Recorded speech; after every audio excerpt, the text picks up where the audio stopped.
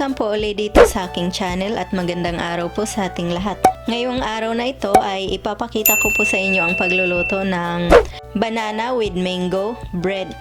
At ito na po ang ating mga sangkap na gagamitin. Unang-una, gagamit po tayo ng 2½ cups ng all-purpose flour, 1 cup na fresh milk, 1 cup na asukal, 1 teaspoon ng asin, 1 teaspoon ng baking soda, 1/2 cup ng vegetable oil, 2 pirasong itlog, 2 piraso ng mangga, tsaka 4 na saging. Ayan po lahat ang ating ingredients na kakailanganin dito sa ating banana with mango bread. Ngayon ay uumpisahan ko na po siyang i-mix.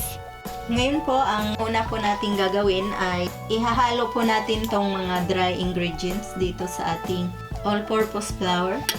Ito yung ating baking soda. Tapos ito naman po yung ating asin. Tapos ihahalo din po natin itong ating asukal. I-mix po natin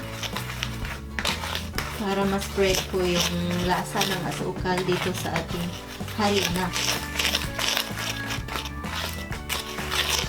Tapos isi-set aside po muna natin tong ating harina.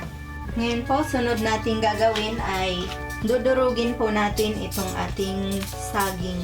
Mas masarap po pagka hinog na hinog po yung saging na gagamitin natin.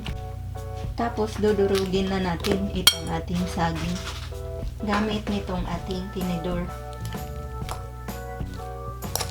Pagka nadurog na po ito mamaya guys, ay ibabalikan po natin siya at ipapakita ko po sa inyo. Ganito na po ang itsura ng ating saging pagkatapos ko po siyang madurog.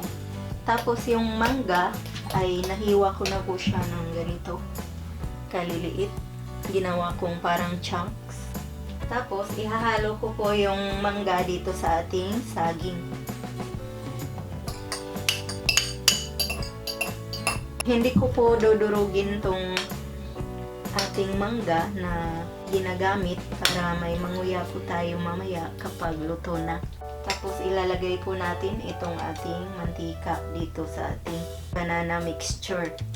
So hahaluin lang natin to. Tapos ihahalo ko rin tong ating milk dito sa ating banana mixture. Tapos ilalagay na po natin itong 2 piraso ng itlog.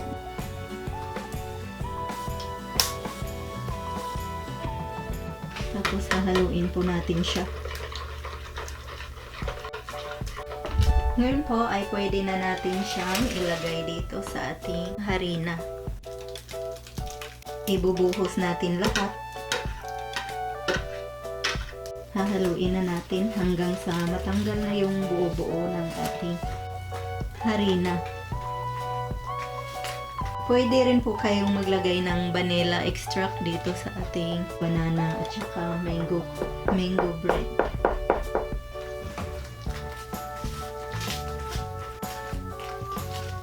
Hindi na po pala ako naglagay ng yellow food coloring dito sa ating cake para natural po yung kalalabasan nito. Mas masarap po itong natural na walang kulay para healthy talaga.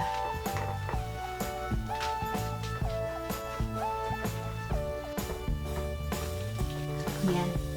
Okay na po ito. Pwede na natin ilagay sa ating container. Nilagyan ko po pala ito ng wax paper. Ngayon po ay isasalin na natin tong ating mixture dito sa ating container. Yan, mga ganito po karami para hindi po siya umapaw. Dahil lalaki pa po yan. Tutubo kasi naglagay po tayo ng baking soda.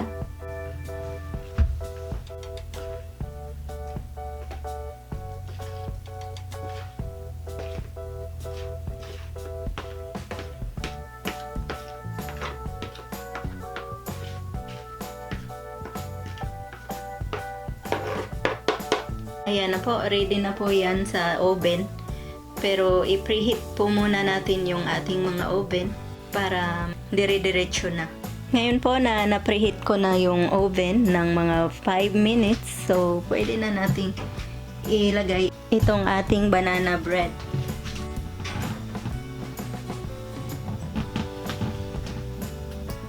Yan. Babalikan po natin yan ng mga 35 to 40 minutes. Nilagay ko po pala sa 350 degree ang ating oven. Babalikan ko po yan pagka umabot na siya ng 40 minutes. Ngayon po ay i-check ko na po ang ating banana mango bread.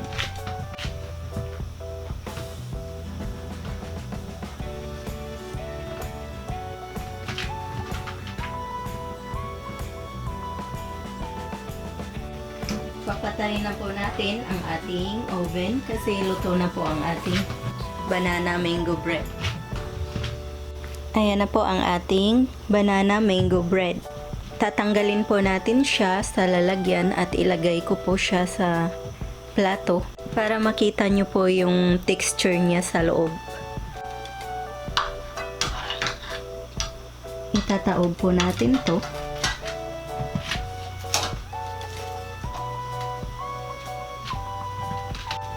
Yan, kahit mainit pa po siya ay natatanggal kasi nilagyan ko siya ng wax paper. Tatanggalin lang po natin to para mahiwa ko po siya at maipakita ko sa inyo ang texture.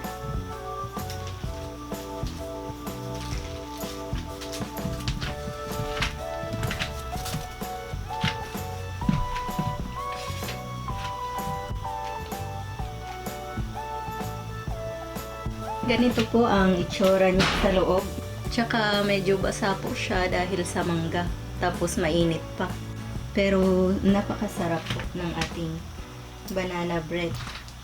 Ayan na po ang ating finished product ng banana mango bread. Sana po ay subukan nyo ang reseping ito. Maraming salamat po sa inyong panonood. Ito po ang inyong Ate Mayang na nagsasabing mabuhay.